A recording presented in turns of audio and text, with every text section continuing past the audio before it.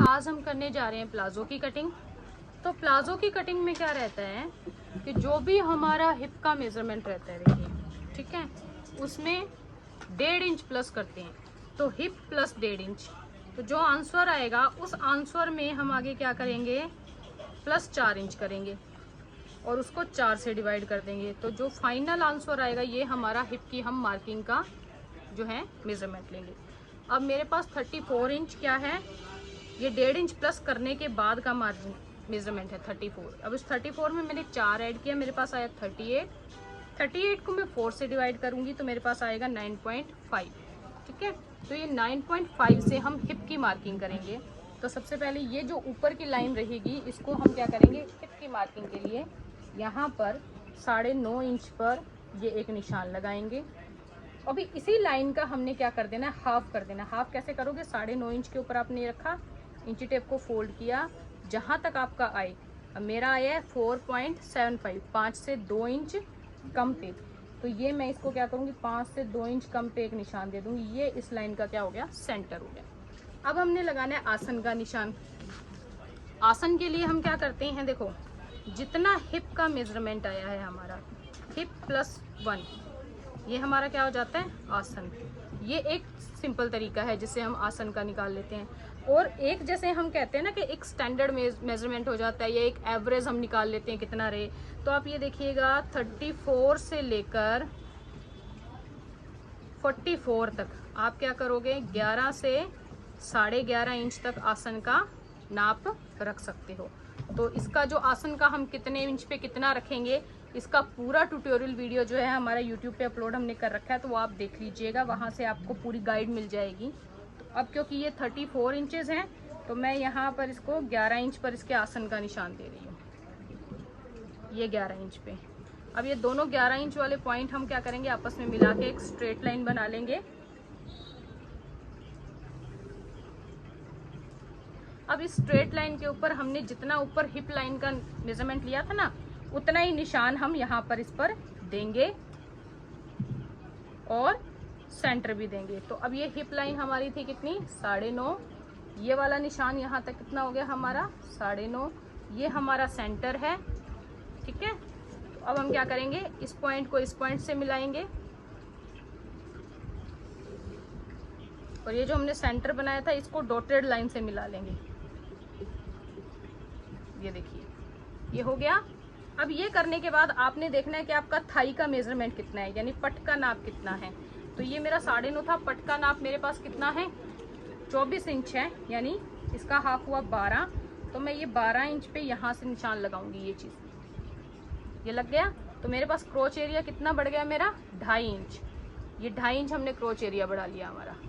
तो ये इस तरफ जो हम बढ़े, ये हमारा कितना बढ़ गया, 2.5 इंच क्रोच एरिया, 2.5 इंचेस। ये बढ़ाने के बाद इसको हमने गोलाई देते हुए ऊपर मिला देना है। तो ये होगी हमारी क्रोच की गोलाई। अब ये गोलाई एक आपने बहुत ज़्यादा आगे बढ़ के भी स्ट्रेट भी नहीं देनी और ज़्यादा डीप भी नहीं करनी। अगर ज़्यादा डीप कर दोगे या ज़्यादा स्ट्रेट कर दोगे तो आपका प्लाजो जो है बीच में से उठना शुरू हो जाएगा। तो ये जो दूरी रहती है ना इसकी, ये 1.5 इंचेस रहती है। ठीक है, ये करने के बाद आप लगाओगे अपनी लेंथ का निशान। लेंथ का निशान जितनी आपकी लेंथ है उतने पे आपने निशान लगा देना है। उसके बाद 2.5 इंच आपने नीचे फोल्डिंग के लिए निशान दे देना है। ये लेंथ का निशान देकर नीचे 2.5 इंच फोल्डिंग का निशान। अब इन निशानों को भी हम क्या करेंगे, स्ट्रेट लाइन में कन्वर्ट कर देंगे। ये करने के बाद यहाँ पर भी हम हिप के बराबर का मेजरमेंट का निशान लगाएंगे। तो हमारी हिप का मेजरमेंट का निशान था 9.5 इंच, वो लगाया। सेंटर का 4.25 इंच पे ये हमने लगा दिया। अब इनको हम डॉटेड लाइन से सेंटर की लाइन को फिर से आपस में ऊपर तक मिला देंगे। ये चीज़ करने के बाद अब आती है प्लाजो की मोहरी की बारी। मोहरी जितनी इंच हमारी होती है, जैसे अब मेरी मोहरी मैंने रखनी है 7 इंच, तो 7 को आप 2 से डिवाइड करोगे आएगा 3.5 इंच। अगर आपकी मोहरी है 6 इंच तो 6 को 2 से डिवाइड करोगे तो 3 इंच।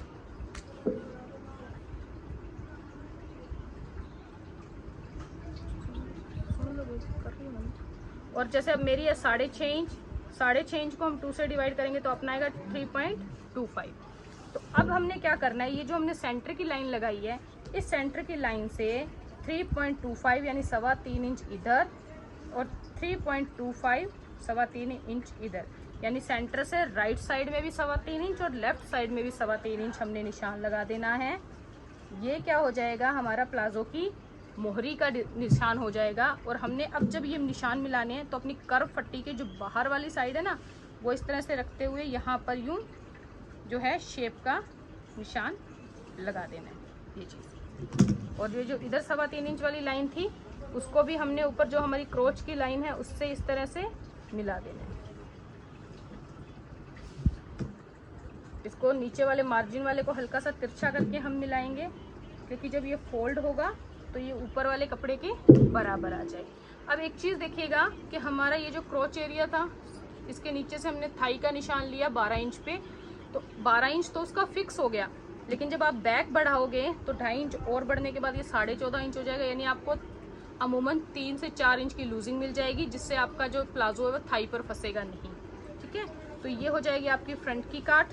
इतना करने के बाद यहाँ ऊपर की तरफ आप ये क्या करोगे, हल्की सी शेप दोगे। ये शेप हम किस लिए देते हैं कि जब प्लाजो हम स्टिच करते हैं उस दौरान क्या होता है, यहाँ पर बबल बन जाता है इस जगह पर, तो इसको हल्की पट्टी हम लगा देते हैं, जिससे क्या होता है बबल बनना बंद हो जाता है और प्रॉपर फिटिंग आ जाती है।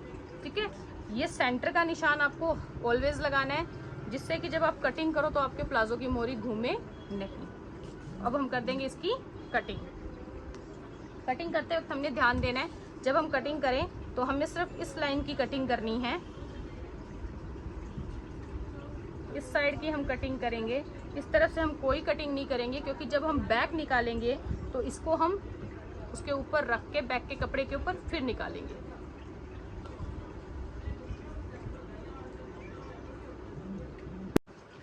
तो ये अब हमारा हो गया फ्रंट पार्ट। कौन सा पार्ट, फ्रंट का पार्ट हो गया। ठीक है, ये फ्रंट करने के बाद अब हम करेंगे इसकी कटिंग।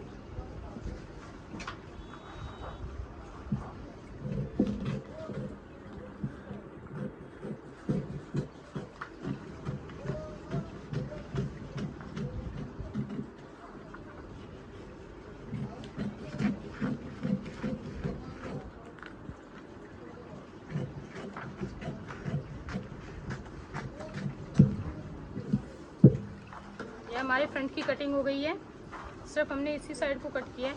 अब इसकी हम बैक की कटिंग करेंगे। तो बैक की कटिंग के लिए भी हमने क्या करना है, जो किनारी वाला कपड़ा होता है उसको अपनी तरफ रखना है।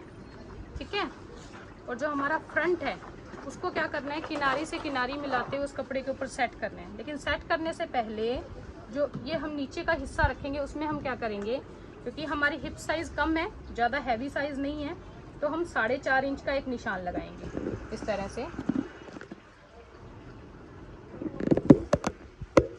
इस 4.5 इंच के निशान को हम एक स्ट्रेट लाइन में कन्वर्ट करेंगे। अब जो हमारा फ्रंट है, इस फ्रंट को हम इस तरह से किनारे से किनारी मिलाते हुए यहाँ पर प्लेस करेंगे 4.5 इंच नीचे। अब ये नीचे क्यों प्लेस करते हैं, ये हम नीचे इसलिए प्लेस करते हैं कि जब कस्टमर बैठता है, ठीक है, अगर हम इस बैग को इतना नहीं उठाएंगे तो जब भी जिसने भी प्लाजो पहना वो बैठा होगा तो बैठने पर उसका प्लाजो बैक से पूरा नीचे खिसक जाता है। दूसरी चीज़, उनके बीच की जो सिलाई में से झोली उठती है, यानी बीच से जो प्लाजो ऊंचा उठता है, वो प्रॉब्लम रहती है। तो वो प्रॉब्लम का सोल्यूशन कहाँ होता है, ये जो हम बैक उठाते हैं इसमें होता है। जितनी ज़्यादा हैवी हिप होगी बैक उतना ज़्यादा उठाया जाएगा। इसकी सारी डिटेल वीडियो अपनी यूट्यूब पे अवेलेबल है, उसको आप देख सकते हैं। तो इस तरह से इस पार्ट को रखने के बाद हम क्या करेंगे, जितना हमने यहाँ क्रोच एरिया बढ़ाया है उतना ही हम क्या करेंगे, बैक बढ़ा देंगे। यहाँ पे 2.5 इंच बढ़ाया था तो हम 2.5 इंच पे एक निशान लगाएंगे। अब क्रोच एरिया के बिल्कुल सामने जो ये तिकोना हिस्सा तिरछा बना है, इसके आगे भी हमने क्या करना है, 2.5 इंच का मार्क करते हुए स्ट्रेट लाइन से इसको भी 2.5 इंच बढ़ा देना है और इसको इस तरह से स्ट्रेट लाइन से मिला देना है। ये मिला के वही 1.5 इंच पे हमने क्या कर दिया, निशान दिया। और हमारी जो ये क्रोच की लाइन है, गोलाई जो है, इसको हमने इस तरह से मिला दिया। ये हमारी आसन की कटाई का निशान हो गया। ये लगाने के बाद अब जो नीचे की तरफ रहेगा ये हमारा फिर से 1.5, ये 2.5 इंच, ये यहाँ से यहाँ तक हमने 2.5 इंच बढ़ाया, ये 4 इंच 4.5 इंच हमारा एक्स्ट्रा है वो रहेगा। अब जो मोहरी वाली सेक्शन है प्लाजो की, तो अब हम क्या करेंगे, यहाँ तक हमने सारी मार्किंग कर ली, 2.5 इंच बैक को यहाँ से बढ़ाया, 2.5 इंच हमने अपना क्रोच एरिया बढ़ा दिया। अब हमने क्या करना है, जहाँ पर हमने प्लाजो की मोहरी का निशान लगाया था वहाँ पर हम एक 1.5 इंच का निशान एक्स्ट्रा लगाएंगे और इसको स्ट्रेट लाइन से मिला।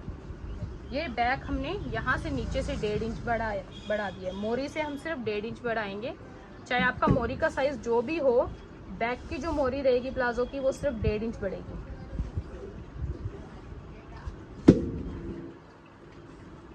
ये इस तरह से।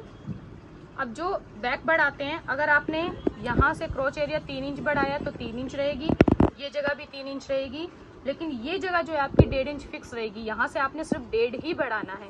ये इतना करने के बाद ये हमारी मार्किंग कंप्लीट हुई। अब हमने क्या करना है, देखिए प्लाजो की हम लेंथ जितनी है उतनी रखेंगे जितनी हमें रिक्वायर्ड है। उतना रखने के बाद हम इस पे जब है 1.5 इंच का बेल्ट लगाते हैं ऊपर, ठीक है। तो हम क्या करेंगे, ये 1.5 इंच का जो ये वाली लाइन है यहाँ से हम 1.5 इंच पे मार्क कर रहे हैं, ये 1.5 इंच हमारा हो गया। तो लेकिन जब ये दबाव देंगे तो आधा इंच अंदर चला जाएगा, तो ये हम करते हुए 1 इंच का ये हमने यहाँ निशान दिया। ये देने के बाद 2.5 इंच हमें इलास्टिक की फोल्डिंग के लिए चाहिए, तो ये निशान दे दिया। तकरीबन 3.5 इंच का ये निशान देके इसको हम वहाँ ऊपर की लाइन से तिरछा मिला देंगे। तो अब ये हमारे पास क्या रह जाएगा, 3.5 इंच यहाँ पर रह जाएगा और 4.5 इंच यहाँ। मतलब आसन वाली साइड से हमारी ये आसन, बैक के आसन की लंबाई ज़्यादा हो जाएगी 4.5 इंच फ्रंट से, और यहाँ साइड से हमारी 3.5 इंच बढ़ेगी। जब हम इसमें बेल्ट लगाएंगे तो 1.5 इंच बेल्ट, इतना बेल्ट लगने के बाद ये जो बचेगा, ये हम जब इलास्टिक डाल के फोल्ड करेंगे तो ये इसके बराबर फोल्डिंग में आके ये हमारा कवर हो जाएगा।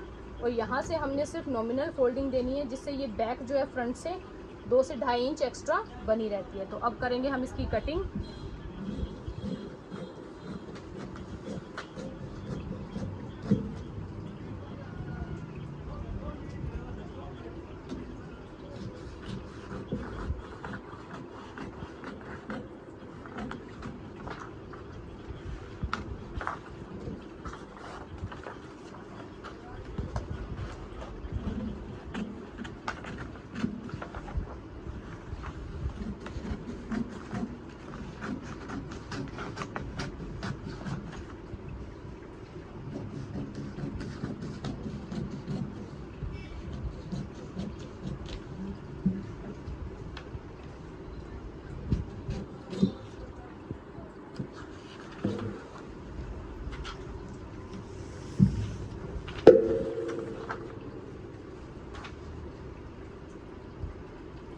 ये इस तरह से हमने अपने बैक की कटिंग कर ली है। अब हम क्या करेंगे, अगर तो हमारा अस्तर वाला प्लाजो है तो हमने इस साइड की अभी कटिंग नहीं करनी। अगर सिंपल कॉटन का प्लाजो है, अस्तर वगैरह अटैच नहीं करना, तो अब हम इस साइड से कटिंग करेंगे।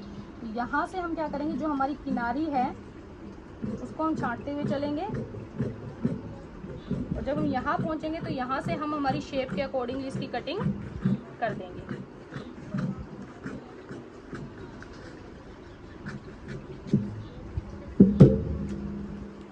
ये कटिंग हमारे दोनों पल्लों की बराबर हो जाएगी इस तरह से। ये करने के बाद जो अपर के पार्ट में आपने हल्की सी ऊपर को शेप दी है, तो सिर्फ अपर के पार्ट की हम ये हल्की सी शेप करेंगे, बैक में किसी तरह से कोई नहीं करेंगे, ये सिर्फ ये करके। ये इस तरह से अब हमारे प्लाजो की कटिंग कंप्लीट हो गई। जब हम बेल्ट लगाते हैं तो हम यहाँ पर क्या करेंगे, कमर के अकॉर्डिंगली यहाँ प्लेट डालेंगे। ये सेक्शन में ये हमारी बैक हो गई। मैंने इसमें 2 कलर का चार्ट यूज़ किया है ताकि आपको इजीली समझ में आ जाए कि हमारा फ्रंट कौन सा है और बैक कौन सी है। अब यहाँ पर हम क्या करेंगे, ये 9.5 इंच था, लेकिन कमर हमारी 24 इंची है, तो हमें 12 ही चाहिए, यानी तकरीबन